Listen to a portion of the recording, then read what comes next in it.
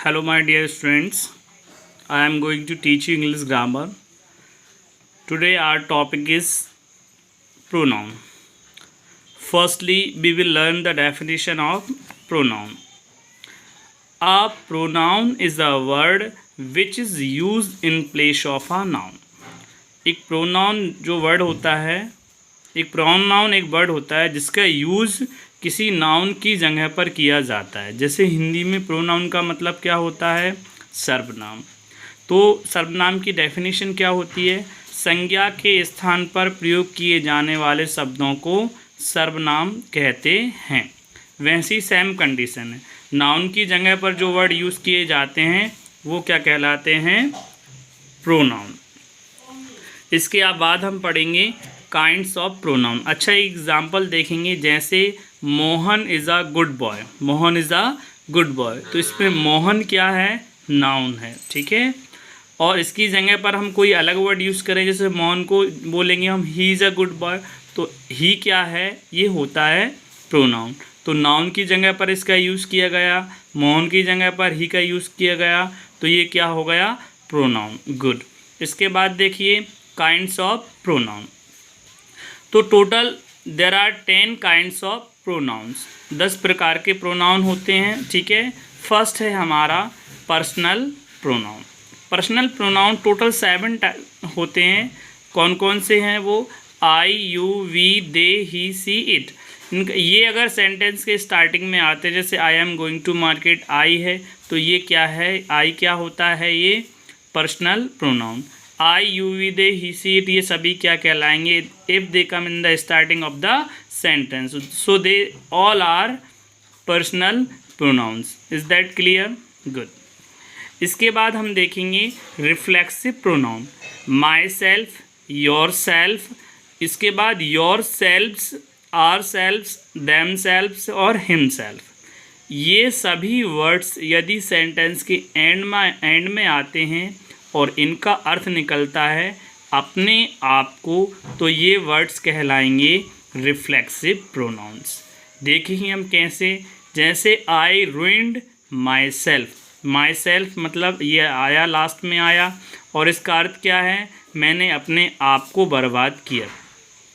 ही hurt himself, उसने अपने आप को चोट पहुंचाई। तो ये वर्ड क्या है? लास्ट में आ रहे हैं और मीनिंग क्या निकल रहा है? अपने आप को। तो इस कंडीशन में हम ये क्या कहलाएगा? कौन सा प्रोनाउन कहलाएगा? ये कहलाएगा reflexive pronoun. Is that clear? अब हम देखेंगे एम्फेटिक प्रोनाउंस। ये क्या होते हैं? ये दीज ऑल आर, ये सारे वर्ड जितने आपको दिख रहे हैं ये सभी क्या कहलाएंगे? रिफ्लेक्सिव प्रोनाउन भी कहलाएंगे, एम्फेटिक प्रोनाउन भी कहलाएंगे। लेकिन इनका सेंटेंस में यूज़ कहाँ और मीनिंग क्या निकलेगा, उस पर हमको ध्यान देना है। ये अभी मैंने आपको बताया कि ये लास्ट में आते हैं और मीनिंग क्या निकलता है? अपने आप को, तो हम लोग इनको बोलेंगे रिफ्लेक्सिव प्रोनाउन। यदि ये सेंटेंस के बीच में आते हैं या सब्जेक्ट के बाद आते हैं और इनका अर्थ निकलता है स्वयं या खुद, तो ये कहलाएंगे एम्फेटिक प्रोनाउन। देखिए मैं एग्जांपल्स देता हूँ एम्फेटिक प्रोनाउंस का। I myself did this work, इसमें माई सेल्फ बीच में आया और माई सेल्फ का अर्थ यहाँ क्या होता है? I myself did this work, यह काम मैंने खुद किया है या यह काम मैंने स्वयं किया है। Is that clear? Reflexive pronoun में और एम्फेटिक प्रोनाउन में आई होप आपको डिफरेंस करना आ गया। इसके बाद देखिए हम लोग पढ़ेंगे पजेसिव प्रोनाउन। पजेसिव प्रोनाउन में क्या होता है?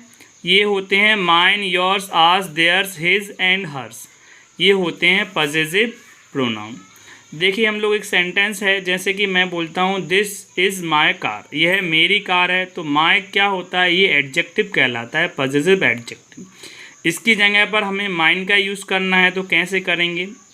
जैसे this car is mine, this pen is yours, ठीक है, दिस हाउस इज़ आर्स। इस प्रकार से हम लोग ये इनका यूज़ कर सकते हैं। क्लियर हो गया? गुड।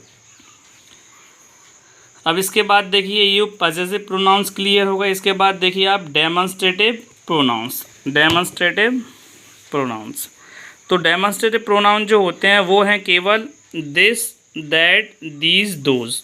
जैसे this is my car, that is your house, ठीक है। These are pens, those are books.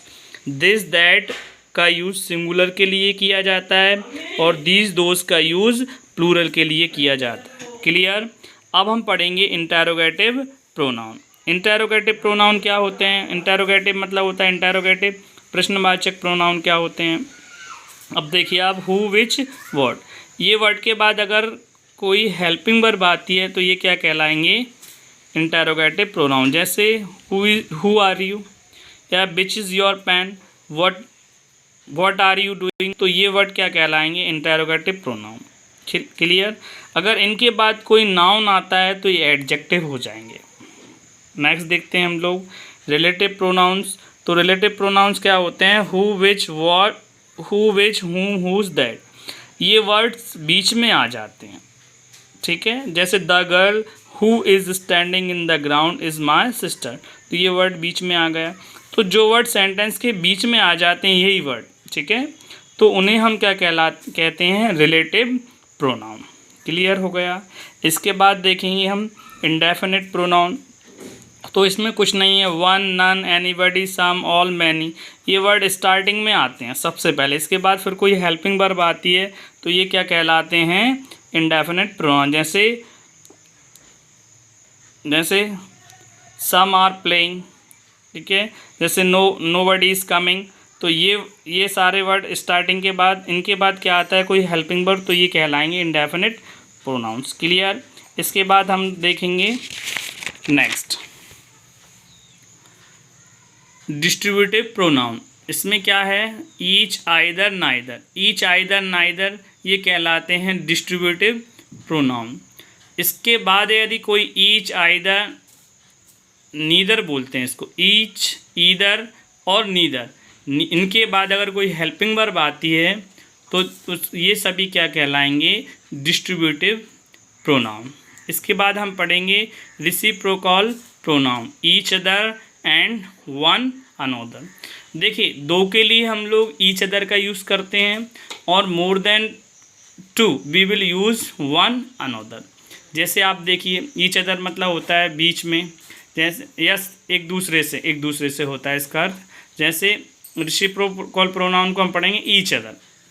जैसे Radha and Shyam love each other, जैसे राधा और श्याम एक दूसरे को प्रेम करते हैं, तो एक दूसरे का अर्थ दो के लिए किसका यूज़ करेंगे हम लोग? Each other.